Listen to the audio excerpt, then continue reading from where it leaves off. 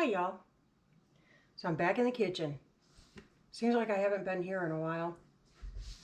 Alright, so it is a Sunday evening and I need to make some cookies for lunches this week. So in my stand mixer, I have a cup of softened butter and 1 cup of granulated sugar. To that, I'm going to add 1 cup of packed brown sugar. And you can use the light or the dark. It doesn't matter. Whatever you have on hand. They're both yummy. Okay. Just like that. And what we're going to do is we're going to cream this up before we add our eggs. So let's get that to creaming.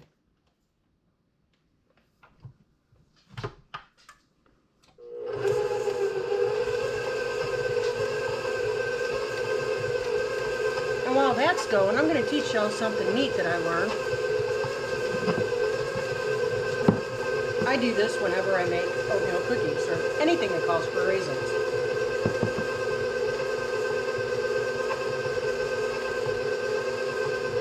Heat safe container. I've got my raisins in here. This recipe calls for 2 cups. It's somewhere around there. Now I'm going to add just a little splash of vanilla.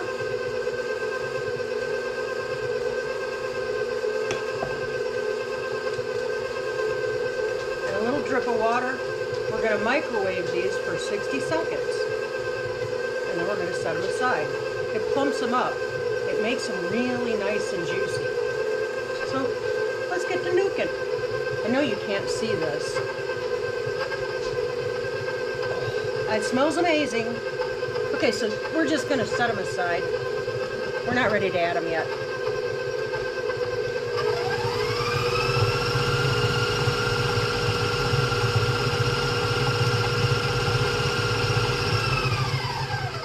That's looking lovely. All right, now to this, we're going to add our 2 eggs. I've got 2 eggs. All right.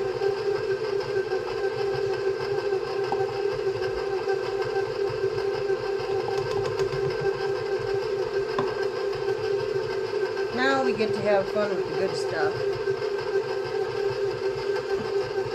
Y'all, back in 2020, didn't that teach us a few things? I couldn't find molasses anywhere. Well, when the supply chain issues started clearing up, and I finally could find some, I bought enough to probably last me the rest of my natural lifetime. Yeah, blackstrap molasses. I didn't want to run out.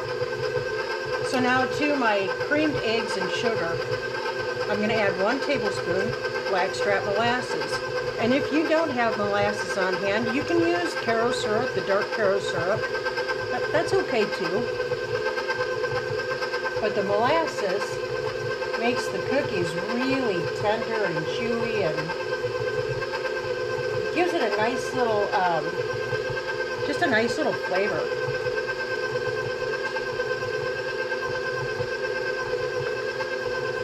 Now, back when my grandma was raising all of her children here in the Ozarks,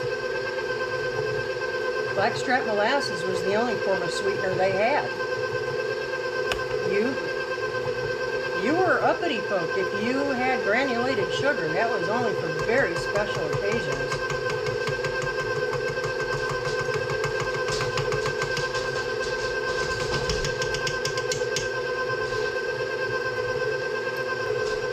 Okay, so that's all looking very good. And let's go ahead and add our flours. We're going to add 2 cups of all-purpose flour.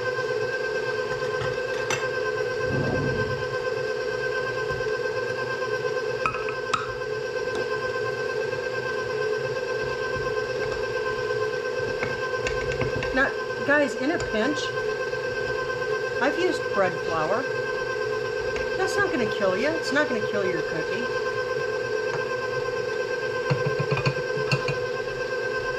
It changes the gluten makeup just a little bit, but it's not going to hurt anything. So if that's all you have on hand, have at it. So 2 cups.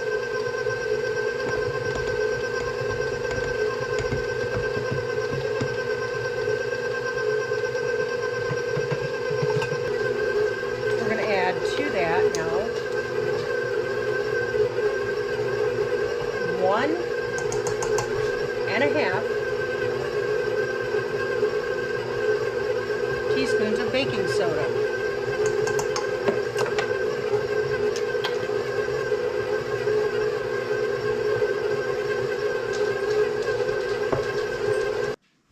All right, now that we've got all that done, let's talk about these raisins some more. I told you I added vanilla and a little splash of water.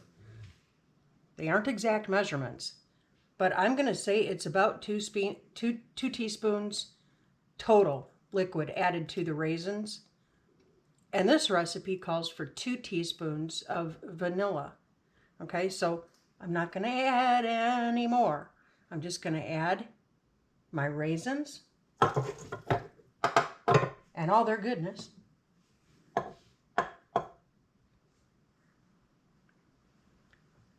Man, it smells so good. And we're going to add our oats. This is another one of those very non-fussy recipes. Okay, this is something you can do on the fly. It's very forgiving. If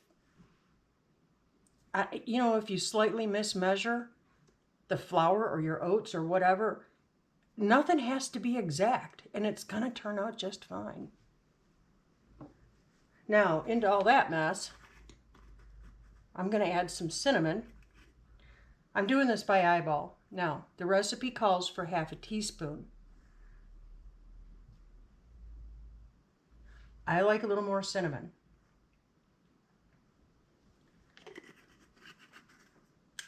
It calls for, in this recipe, it calls for cinnamon, a dash of nutmeg, and a little bit of salt. I don't do that. I use cardamom. Cardamom really makes that cinnamon pop, and it gives it a nice, clean undertaste. It really brightens stuff up. I use cardamom with so many different things because it is such a bright spice. You don't need a lot. I probably put in about 1/8 teaspoon there. You don't need a lot. If you use too much, it's going to be a little overpowering. It's one of them spices. All right, so let's go ahead and get this mixed up. We just want to get it mixed. We don't want to overmix our cookie dough because that'll make for a tough, crunchy, flat, icky cookie, and we don't want that. In fact, that's good. Now for the last thing that I put in mine, I put in some chocolate chips, y'all.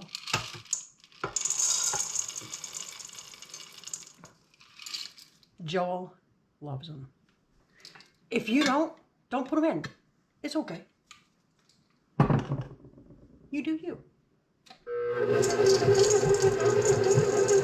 So we're just going to get everything kind of blended in together, and that's all we're going for. We don't want to overmix. We don't want to pulverize the dudes. And there we have it. That's simple. Boom, boom, down go the lights.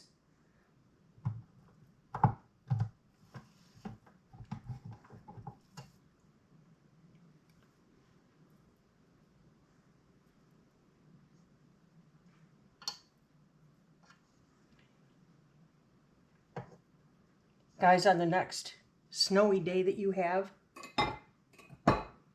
whip up a batch of these. Have the kiddos, your husband, your significant other, even yourself come home to the amazing smell that these put out in the house. It's incredible. They'll love you for it.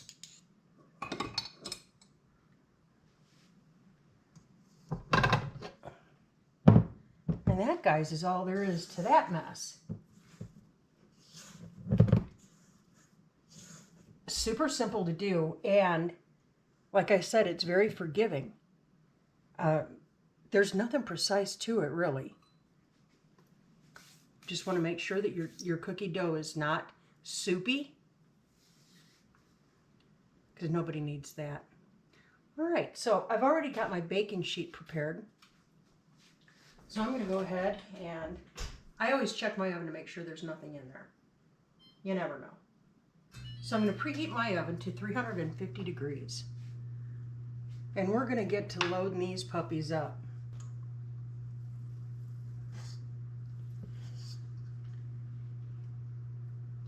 Again, I don't do precise measurements. I'm not going to tell you they must be 1 tablespoon each. I whack out a gob, I drop it on the sheet.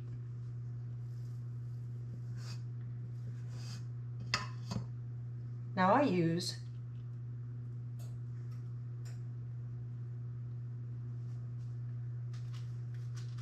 a cookie dough scoop, but I'm uppity like that. A tablespoon works just fine.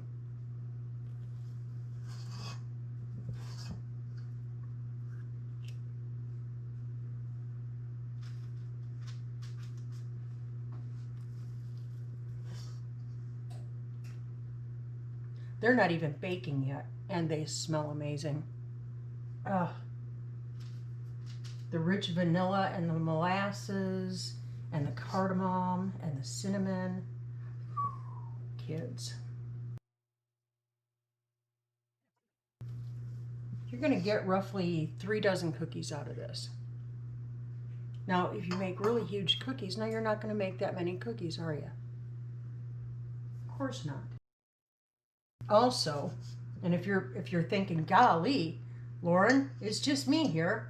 I'm never going to eat 3 dozen cookies. They'll go bad. You know what? These freeze beautifully.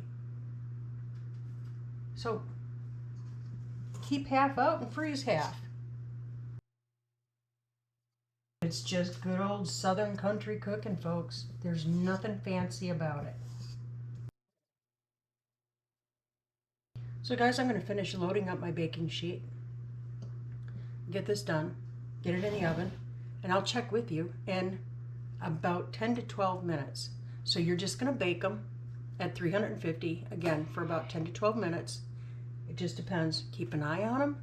And when they start turning golden on the edges, that's when you want to pull them out of the oven. Okay? For me, it's 10 to 12 minutes. So we'll see you in about that long. My timer just went off, so let's pull these out and see how they look.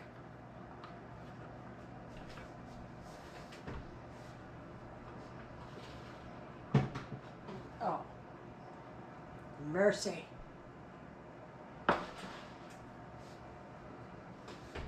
Just a beautiful golden. That's what you're looking for.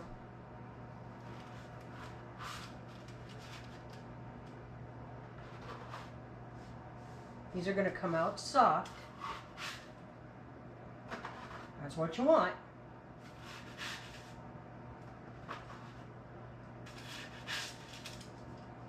Now they're still cooking a little bit on the inside.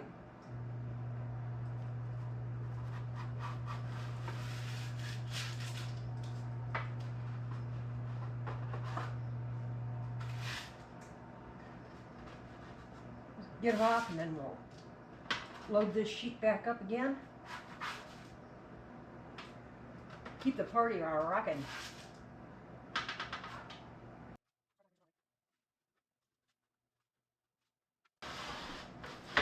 And guys, you'll notice I use my parchment paper 2, sometimes 3 times.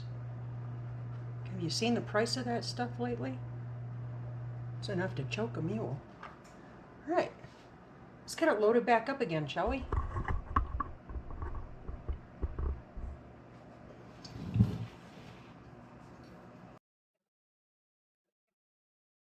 Gonna put about 1.5 inches to 2 inches between each of your dough balls on the sheet to allow for them to spread out a little bit.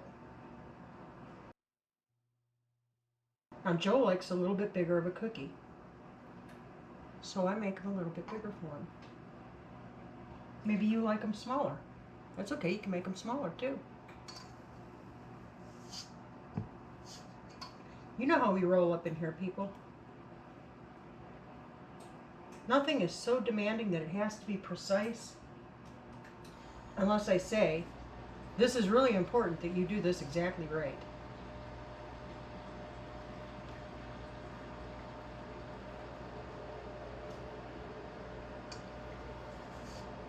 If you hear that little noise in the background, that's my little countertop ice maker going.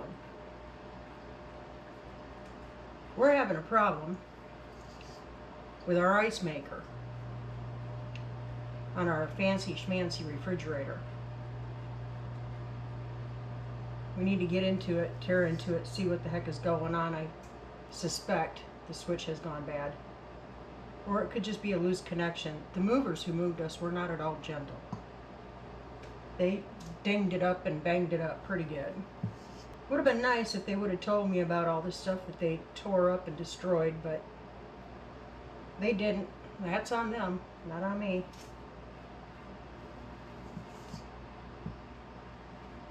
Well, it kind of is on me now because I got to deal with it. I look like a scratch and dent sale going on in here now. I've always been of the thinking that if you mess up, fess up. It's easier to fix a problem. And in their case, increase your customer base. That would have given them a great review. But because of all the stuff that I found that they hid, they weren't honest about, I didn't give them a good review. So don't ask me who our moving company was. All right, number 2. Into the oven she goes.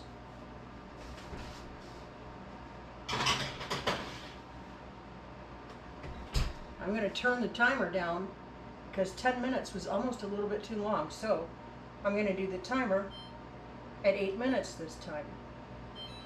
Okay? See you back here in a minute.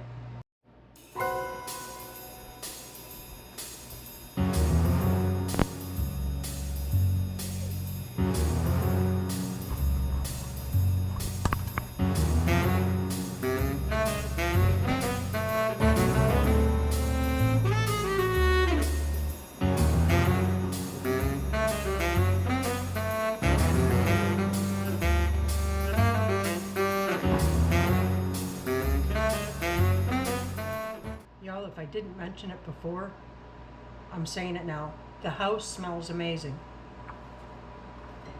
Man, I can smell that cardamom and the cinnamon and oh, the brown sugar and the molasses. Oh, it smells so good. Okay, guys, we're gonna pull this one out, get it offloaded. I've changed out. I do not like spatulas. This is what I like. I like scrapes. I like bench scrapes.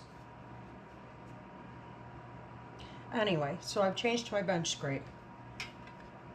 So I'm going to get the cookies off of this sheet.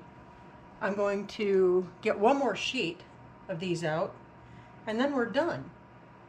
So again, super simple recipe, easy to do, makes the house smell amazing, has your family, friends, loved ones, near and close, falling at your feet adoringly. Okay, not really. That might have been an exaggeration. I don't know. Anyway, my husband likes them. So yeah, we're gonna call it a wrap for tonight. Thanks for coming along. Thanks for hanging out with me in the kitchen, keeping me company. We appreciate you. Drop me a comment below. Tell me what else you'd like to see happening up here in the kitchen. You know, keep that attitude of gratitude. Keep looking up. Say thank you. And we'll catch you on the flip. Bless y'all.